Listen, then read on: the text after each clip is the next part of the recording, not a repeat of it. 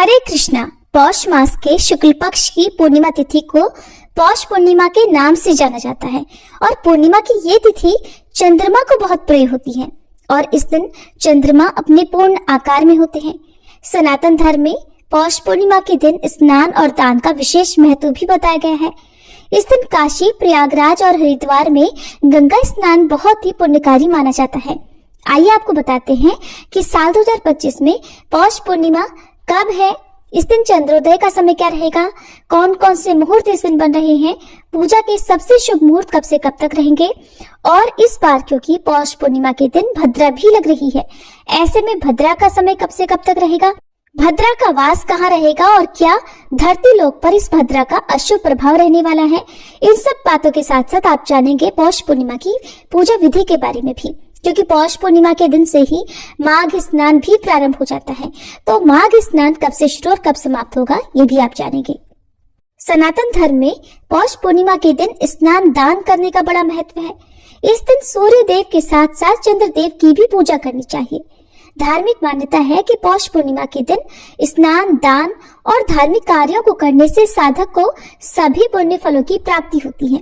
इस दिन ब्रह्म मुहूर्त में गंगा जी में स्नान करने से सभी पापों से मुक्ति भी मिल जाती है। इसके अलावा इस दिन यदि जरूरतमंद को दान दिया जाए तो जीवन के संकट भी दूर होते हैं। दान की सामग्री में आप इस मौसम में काम आने वाले गर्म वस्त्र का, जूते, चप्पल, छतरी का या मौसमी सब्जियों का, फलों का या तिल और गुड़ का दान दे सकते हैं। पूर्णिमा की तिथि बहुत ही शुभ मानी जाती है। इस खास दिन पर किसी भी प्रकार का तामसिक भोजन नहीं करना चाहिए। लहसुन, प्याज, मांस, मदिरा आदि से दूर रहना चाहिए। झूठ नहीं बोलना चाहिए, क्रोध नहीं करना चाहिए। पूर्णिमा के दिन श्री विष्णु भगवान, माता लक्ष्मी जी और सत्यनारायण भगवान की भी पूजा की जाती है। साथ ही इस दिन भगवान शिव सहित पूरे शिव परिवार की पूजा का विधान है। क्योंकि इस बार की पूर्णिमा सोमवार के दिन पड़ रही है, ऐसे में आप शाम को गोधूली मुहूर्त में या प्रदोष काल के समय भगवान शिव का भी पूजन अवश्य करें। शिवलिंग का अभिषेक भी कर सकते हैं। इस बार पूर्णिमा की तिथि 13 जनवरी दिन सोमवार को सुबह 5:04 से प्रारंभ होगी और पूर्णिमा की तिथि समाप्त होगी 14 जनवरी दिन मंगलवार को सुबह 3:56 पर।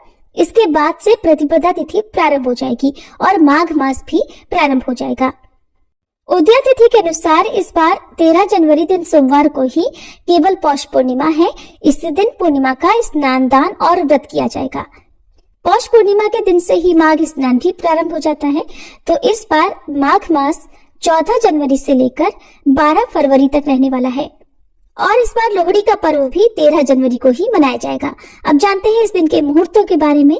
13 जनवरी सोमवार को सूर्योदय होगा सुबह 7:14 पर, सूर्यास्त शाम 5:56 पर, ब्रह्म मुहूर्त सुबह 5:38 से 6:26 तक, आद्रा नक्षत्र सुबह 10:38 तक रहेगा और बाद में पुनर्वसु नक्षत्र प्रारंभ हो जाएगा।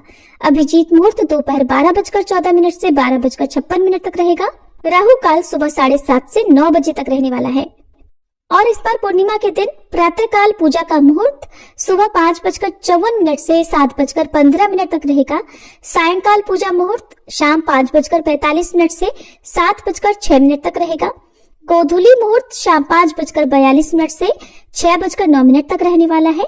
चंद्रोदय होगा शाम 5:25 पर और पूर्णिमा का व्रत चंद्रोदय होने पर चंद्र देवता को अर्घ देने के बाद ही पूर्ण होता है।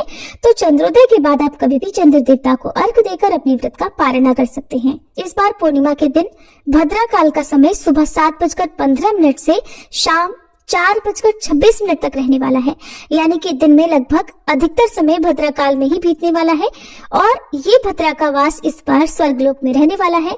और जैसा कि शास्त्रीय नियम है, ज्योतिष शास्त्र के अनुसार अगर भद्रा का वास स्वर्गलोक में होता है तो धरती लोक पर भद्रा अशुभ नहीं मानी जाती है। ऐसे में ये भद्रा अशुभ नहीं रहेगी तो आप भद्रा काल के समय में भी सुबह से शाम तक कोई भी शुभ काम कर सकते हैं, पूजा पाठ या दान भी दे सकते हैं।